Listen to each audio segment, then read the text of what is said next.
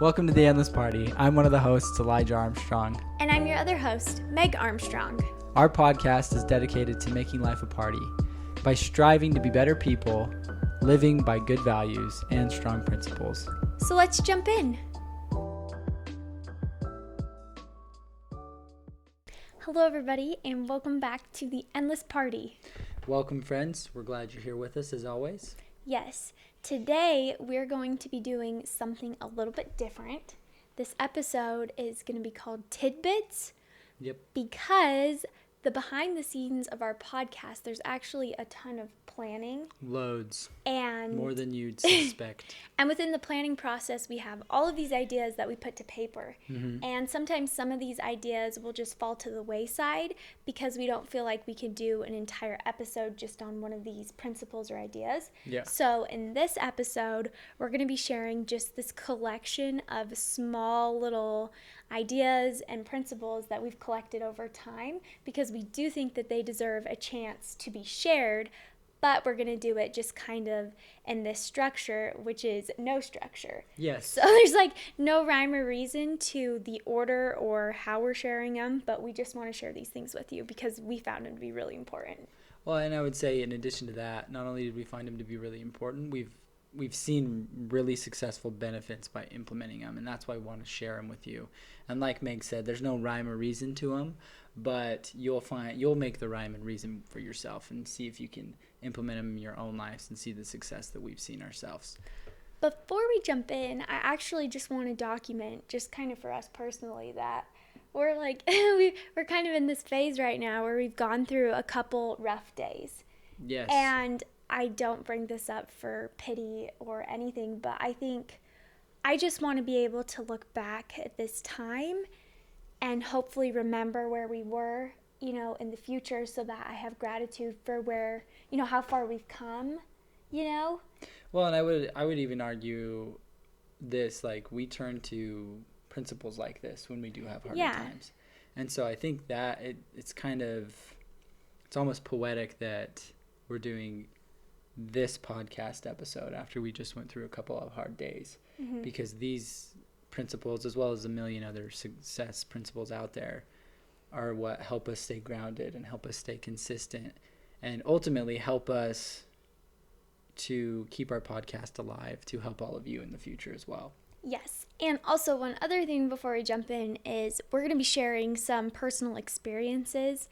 And I just want to put it out there now, like Elijah and I are working really hard on figuring the balance between like disclosing the real life facts of what have happened to us without criticizing or condemning the individuals whom they've taken place with. And without trying to play the victim. Yes, but I think there's so much growth in sharing our personal stories. Yes. And what we really want to speak on is the principle behind the story and how we've overcome these challenges through the principle. Yeah. But I think the best way to learn is by personal experience, personal examples. Yeah. So anyways, all that to say, let's jump in. Yes. So I'm actually going to share a couple principles that have really, I came to Meg one night and I was like, I just found these, I think it was scrolling on Instagram or something. And this dad shares his experience of the difference between him being a father with his first son and him being a father with his fourth son. And what he talks about is he just says, accept the difficulty. And he goes, and that's the difference. By my fourth son, I just accepted the difficulty. And he said with his first son, he just tried to fight it. He tried to maintain his rigid schedule when it came to exercise, when it came to work, when it came to the relationship with his wife. And he could not do it because he had this son who literally depended on him and his spouse for every little thing. Like, he could not live. That's how babies are, right? Right. Like, they are completely dependent on their caregivers. And he's like, by my fourth son, I just accepted how difficult it was going to be. And by doing so, I was able to not only overcome that difficulty, but grow because of that difficulty. And one of the things I wanted to make mention in this is when we had twins, we started to just die. Like we fell apart. And I think it was really if anybody's listening to this that's listened to our previous ones, they know that within those first 10 days of our babies coming home from the NICU, we didn't sleep. And it was incredibly difficult. It was really hard. And so we started to call parent after parent that had multiples. Just like, please send us some Like, advice. is Help there us make this anything- better. yeah, This is so anything hard. that can help us. And nobody had any advice. Mm-mm. Every single person, we talked to people with twins, with triplets. They're like, it's just really hard. Yeah, it was And like, oh man, you're like, I'm well, trying that to doesn't think. really help. It's just really hard. And then we talked to the person that had triplets, and the dad just goes, it's going to be really hard for 6 months. If you get to 6 months, you can get through anything. Like, then it's pretty smooth sailing. And that was sound advice. I actually would agree with that. I appreciate it as like honesty. But here is the reality that I've come to understand with this advice from the father, from having his first son do his fourth, but also from having identical twin girls. You need to embrace the chaos. That is my number one advice for anybody that is having kids, and especially anybody that is having multiples. You need to embrace the chaos. Embrace how hard it's going to be. Embrace how minimal amount of sleep you'll get. Embrace it all. I think initially with the twins, we were trying to fight that difficulty, and we were just trying to make everything as normal as possible, as fast as we could. And in doing so, it definitely made it harder. Yeah. So I think our advice to people who are having multiples too is, embrace the fact that it's going to be hard. And when it's hard, know that it's okay. And your sense of normalcy will return. Mm-hmm. But in that difficulty, like, just don't fight it. Just roll with it, Mm-hmm. and be the best you can be in that day. Yeah, and I would say not only embrace the chaos and embrace the difficulty, but also be patient with yourself. Like, recognize that what you are going through is really hard and really difficult. And you don't have to be perfect in every area of your life at that given moment. Mm-hmm. Time will come for you to get back into your fitness groove. Time will come for you to get back into your study habits. XYZ, everything is going to fall back into place. But right now, you have this opportunity to just care for your kids and just relish every moment, even though it's so hard. Right. Yeah. So that's number one. Number two, this is the principle that I wish I implemented when our girls were born. Yes, this would have helped us. And it's the floor to ceiling principle. And the whole idea encompasses that your best is going to vary from day to day. And you need to, and when it does vary from day to day, you need to set a floor and a ceiling for yourself. So the ceiling being your ideal day. For example, for fitness, my ideal day would be 2.5 hours of exercising. And I'm just grinding. I'm just doing everything that I want to do. My absolute lowest day is my floor day. And the lowest I will do is 100 push-ups and 100 sit-ups. That's it. But by doing that, you were able to give your best on that given day. And I think that's what's incredible about the floor to ceiling principle is you never miss, but it is going to fluctuate a little bit for any given day. And we've been implementing this one for about a week now, and it's actually made leaps and bounds the difference in how you feel, Yes. when you hit the pillow at night, because it's like actually something is better than nothing. Mm-hmm. And it feels, and when you only hit your floor, you still feel satisfied with your Right. day's efforts. Yeah. Now, that's also not to say that you should Only do your floor. Yeah, or that you shouldn't be disciplined and execute the things that need to be done on any given day. If you're a professional athlete, your floor and ceiling is going to be completely different from a guy who just had twins 9 months ago, right? Yes. So that's not to say that you should live an undisciplined life and just do your floor. It's to say that on the really rough days when it's hard to get to, that's the bare minimum that you do. It's been 9:30 at night. Elijah and I have just worked through a hard day, but we still hit our floor. Every time. And it matters. It matters.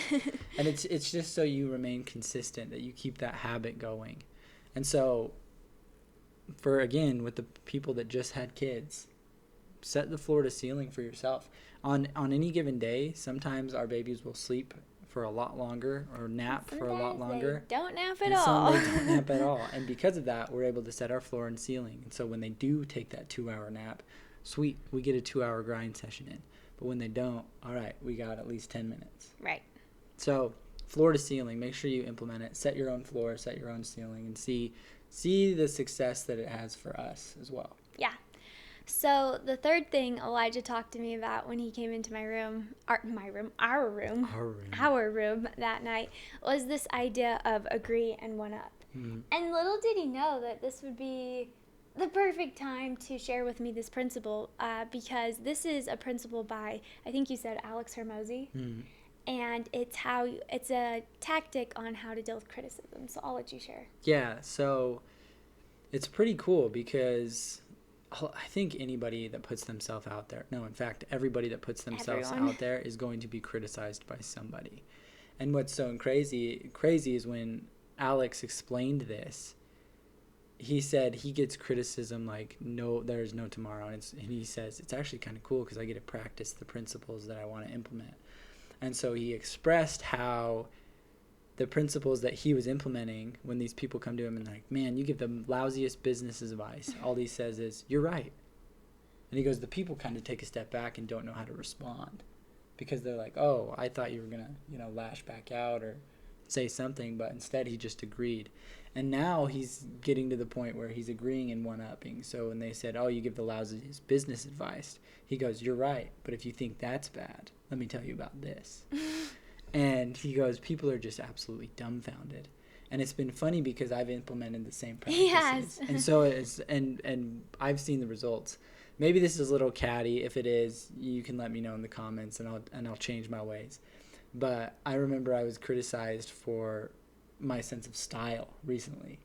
And one of the things that I only work out in Hanes cotton t-shirts, because I think white t-shirts, they bleach easy, they don't smell as bad.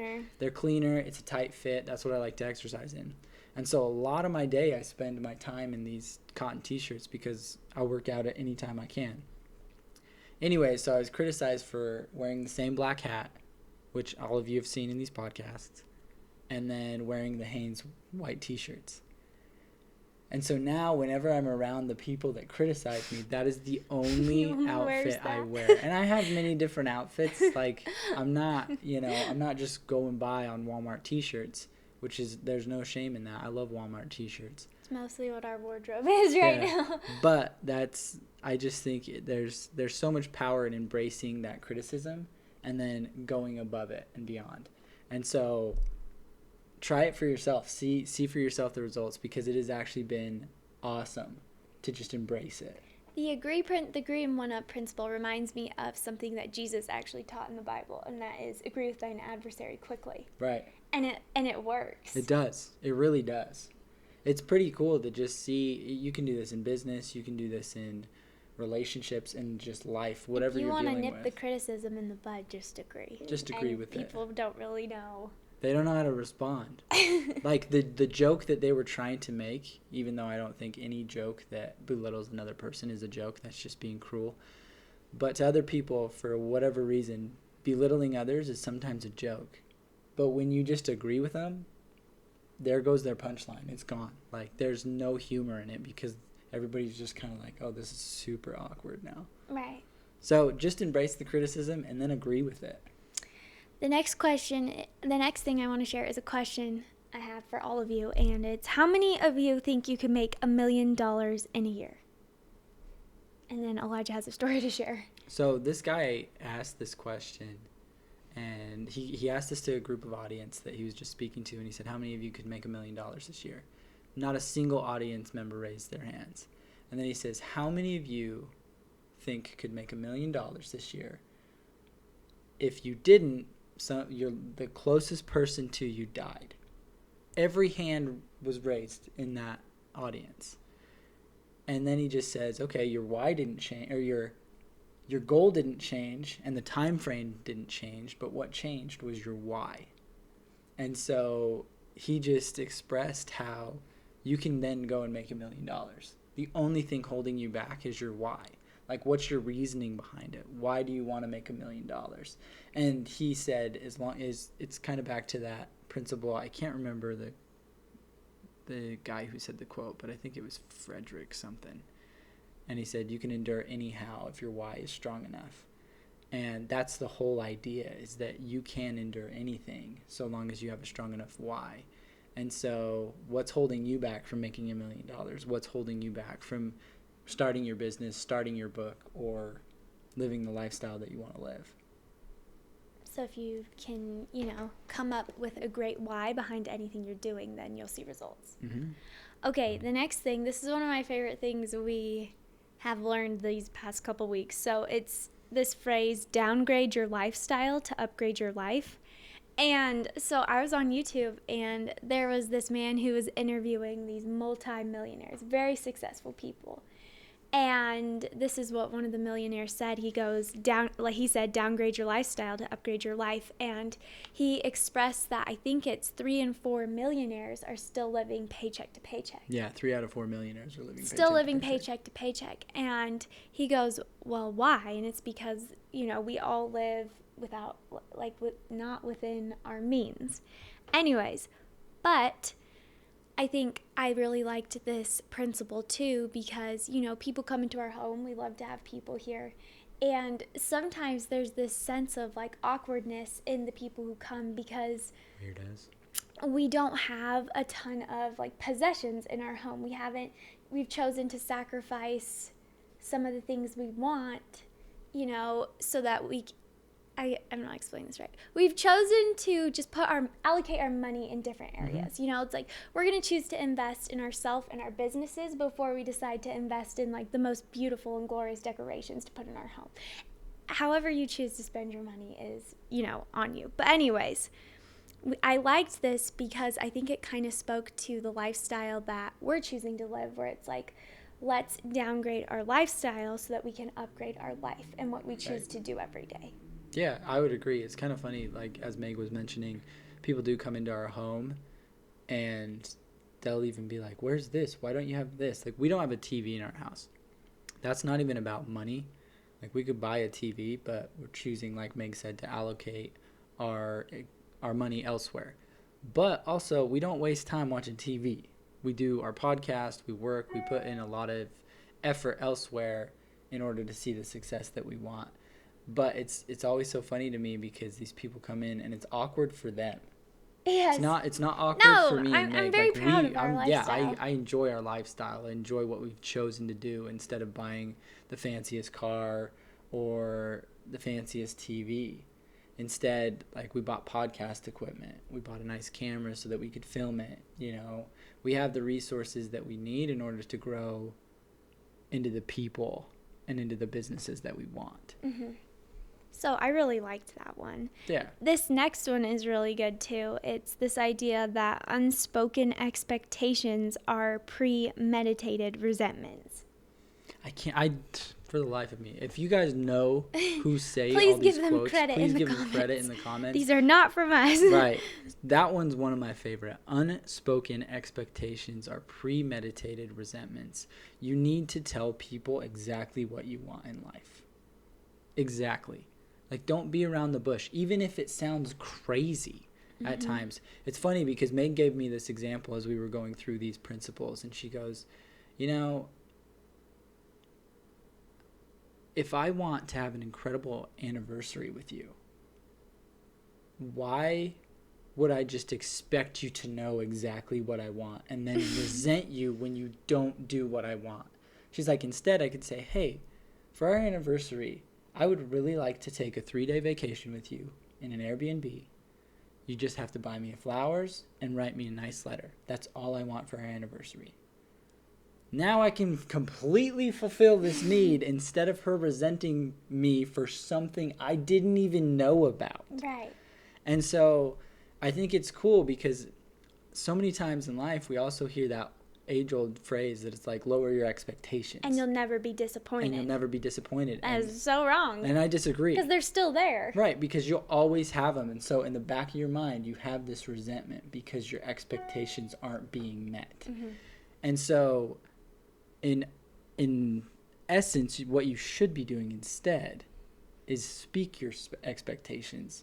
And if somebody doesn't meet them, that's on them. Mm-hmm. However, now that it's out there, you now won't have this future resentment harboring in your mind. Yes. I think this principle is especially great within relationships, and especially like a marriage, you know. Right. Just tell your spouse what Tell you're them exactly expecting. what you want. I think so. Last Valentine's Day, actually, like Elijah's like, "What do you want from Valentine's Day?" For Valentine's Day, I said, "Okay, well, this year all I want is a handwritten note." And on Valentine's Day, I got this handwritten note, and I was so happy. That's exactly what I wanted. It was a great Valentine's Day. It was a perfect Valentine's Day. Speak your expectations. Yes. This next principle is also one of my favorites ever, and it's by Jordan Peterson. Mm-hmm. And he goes, "It is not cool to be the oldest guy at the frat party." No. It's never cool to be the oldest guy at the frat party. Some of you might know the song Other Side by Macklemore. He also mentions this. He's like, it's not cool to be 25 and living in your parents' basement. And it's true. Yes. Okay, like step up your game. It's all about just being responsible and taking responsibility for your life. It's never cool to be the oldest guy at the frat party. No. Ever. No, and I just don't think you have anything to fear about this. I don't know why it's called settling down, because as soon as we got married, busier. Our life got full of Crazy way busy. more events. And yes. it wasn't really settling down. I mean, we're committed and we have more responsibility, but life is better because we've chosen to, move out of that basement, get married, and start our own thing. So don't be the oldest person at the frat party. You're not cool. No, it's not cool at all. Take on more responsibility in your life, and actually your life will be more fulfilling because of it. Getting married and having kids was the best decision I ever made. And quite frankly, it's also the hardest thing I've ever done. Which is so interesting. The hardest thing I've ever done in my life is also the best thing I've ever done. So think about that for a second. The biggest goals, the biggest dreams, the biggest ideals, they take the hardest work, but they're also worth it. And that's what it is to be married. That's what it is to have kids. They're the things that bring me the most joy, but it's also the hardest thing in my life. Mm-hmm. Because now I have 3 other people besides myself to provide for, right? But that's a good thing. Yes. Okay, the next thing we're going to share is this principle that's never be ashamed of being kind. Mm-hmm. So I found myself in this situation where I decided that I was going to put myself out there and try to extend kindness to someone who I felt deserved some kindness. Yeah. And so I took time out of my day and, got my kids ready, did everything I knew how to do to go and give some time to this person. And when I showed up to, extend this kindness, I was completely rejected and kind of burned. And I felt so stupid for even initially putting myself out there to do something, because in my head the intention, all my intentions were just to be kind and be supportive to this person and the situation they were working through. And when I got burned, I was so embarrassed, and I just didn't know what to do, because I was it was just so embarrassing that it would just be so, I don't know, it was just so blatantly disregarded, Mm-hmm. Anyways, and I was talking to Elijah, and he was like, you don't have to ever be ashamed for being kind. And I think I really liked that. And there's another quote I found that goes, "Never regret being a good person to the wrong people. Your behavior says everything about you, and their behavior says enough about them." And I think that sums it up in its entirety. So yeah, you should never regret being kind. I've found in my own life, I'm sure each of you have stories that you could tell, but if ever I've been in an argument with somebody and I've actually been able to keep my emotions in check, and instead of lashing out, but I'm able to bring the conversation back to a leveled playing field, and I was kind, I don't walk away upset.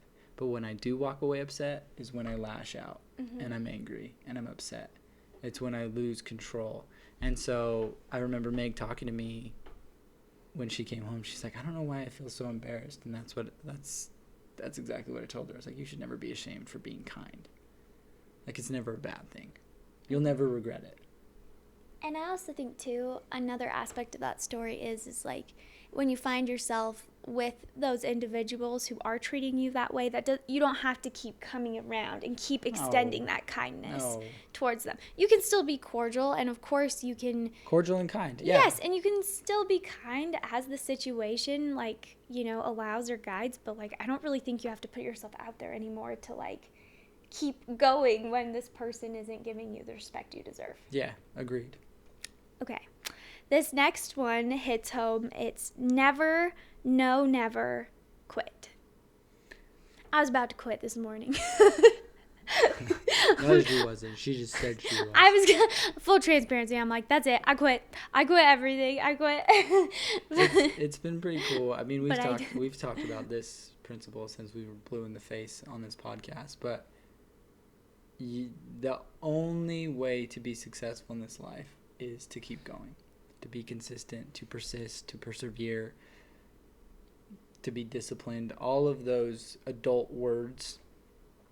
That's what it takes to have success in this life. And you just got to keep at it. Always. And when life hits you hard, because it will. Always and when does. things go wrong, because they will, I just hope you never quit. Like, keep your head up, keep persisting, keep believing, even if it's the smallest little fleck of faith that you're choosing to, you know, believe in and hold on to. Just do it. Keep going. Yeah. You'll see the success that you want someday. Maybe not today, but someday. And maybe not tomorrow, but it'll come. It'll come. This next principle is kind of cool because I don't remember who exactly said it. Man, I need to write down like the people who say these things. But it's kind of this mantra for life, like what you should make sure that you're always implementing in order to see just personal growth, personal development, and personal achievement. And it says once every month, do something you would have done in college. And then once a year, do one big thing, like start a podcast. And once every 3 months, start a good new habit. And so this is something we actually want to implement and have started to implement. Mm-hmm. And it's pretty funny because back in college, me and Meg always did. We had plans every day of the week. Every day. We were out doing something every day. Nonsense, all the time. You know, we went camping. We went to the Salt Flats in Salt Lake City. We did a million different things. We were always out with friends and just enjoying life. And now that we have kids, we want to do that same thing. You know, we want to go hiking. We want them to experience those things. And it gives you always something to look forward to. Mm-hmm. An experience to be had. And I think that's so unique and so inspiring. Yes. So an example of how we've implemented this principle is this has been a big year because 1, we've started our podcast, and 2, we've had our kids. So we're going to count those as our 3 big things this year. Yes. And then once every 3 months, start a good new habit. So we decided to really master our phones. Mm-hmm. It's been so life-changing. It's been incredible. If you're looking for a good new habit to adopt, I would recommend starting there. Master your phones. The way that we did it was we don't pick them up till noon. They are down by 7. And if our kids are ever in the room, we're never on them. So I think those are some guidelines. Obviously, there's some... Oh, it's going to be different for every home. And there's some exceptions, right? Like if you have somebody, like a loved one that calls you and wants to catch up, like those are exceptions. But, yes. We're not crazy. We're not crazy, but we try to abide by those guidelines. Yeah. And this last month, we took a good old trip to Arizona. And that was a big deal. That would have been something we would have done in college. Oh, easily. It was awesome. Packed up the kids, packed up the husband. All the things. And we traveled all day to Arizona. Yep. Anyways, so... It's an adventure. This is just a way to keep life refreshing and exciting. Yeah. So it's something that all of you should implement. Now, this next principle is something that all of you will find if you start persisting towards the dreams and ideals that you want in your life. And it's the road to success is lonely, and you will lose friends along the way, but you will gain true friends along the way. And it's been fascinating how many friends you and I have actually seen kind of go to the wayside ever since we've chosen a different lifestyle than they have. And it's also incredible how many friends that we've gained because of the lifestyle that we've chosen. And like those friends are irreplaceable. They are people in her life that when we spend time with them, we are genuinely so uplifted and motivated to keep persisting. And I think that's so cool to have genuine friends. It's inspiring. I feel like this really is like the first time in my life where my close friends are just so good and they really are my support, and it's just been so nice. Oh, I agree. I mean, it's pretty inspiring to have those friends. And I've said this before, but I think if you want to find your true friend, it's the person that believes in you. The person that belittles your ideals, that belittles your dreams, that belittles everything that you're aspiring for, is not a true friend. Like, you want somebody that supports you, that has your back, that is willing to help you, even if that help is simply like, hey, keep going. Like, you guys, like, you can do it. We had a friend who came into our home the other day, and I don't even think she realizes how nice her visit was. Yeah. But she came in, and our house was just brighter, and our house was a mess, mind you. But because she was here, it was just so nice. Yeah, and everything it was about it was like a refresher. Boost we needed just to keep going a little bit longer. Yeah. And so that's the impact that true friends can have on you. And so if you can't find those true friends in your life, start being that true friend to other people. They'll come. I promise you, the more friendly you are to others, the more friendly they will be to you. Yes, I love that. Okay, this next two things I'm going to share really quick is one, this is something I work on a lot, probably every day, and it is being mindful of speaking negativity. And we share this all the time, because I think you need to be reminded of it every day. And it really is that your thoughts will determine your outcome. Yeah. So if you are speaking negativity and you are speaking doubt into the universe, like, you're going to receive negativity and doubt in your life. But if you're choosing to speak positivity and goodness in the universe, that's what life is going to hand you. And it's kind of hard, because I think this next principle kind of ties into this one, is be mindful of like the negative habits you adopt when you're around certain people. Because I've just noticed if we're around people who are very negative, it takes us like days to recover from those interactions, because then we have this bad habit of speaking negatively in our house, and it takes so long for us to like nip it in the bud and replace it with good. It's so easy to fall in the trap of speaking ill of others when other people are doing it. I think it's the you. natural man within us that makes it that easy. Yeah, but it is fascinating, because we were around just a group of friends that the whole conversation was just so bad. Just speaking ill of other people, and because of that, we started to do the same. And like Meg said, it took us a few days to stop. It always takes us a while to recover. Yeah, and I would actually say that your father is a prime example of not engaging in any of these conversations. My dad is so good at this. I will say, Dr. Babcock he just leaves the conversation. He will just pick up and leave and do his own thing. Yeah, he doesn't say anything. What's cool too, he doesn't even want to listen. He doesn't call anybody out either. He just quietly gets up and leaves the situation. And that's self-control. That's self-control, because it is so easy to jump and start speaking ill of other people when everyone around you is doing that same thing. I also think it's just kind of like a social habit. It's like, okay, you're in a social setting. We're all feeling a bit uncomfortable because we're being social. So a way that we can help each other feel better is to start just dogging on everybody else, which is super lame, okay? There's better things to talk about. There's way better things to converse about. So many more things. So really notice how you're talking about people and how you're talking about life in general. So this last principle that we're going to share with you it also comes from Jordan Peterson.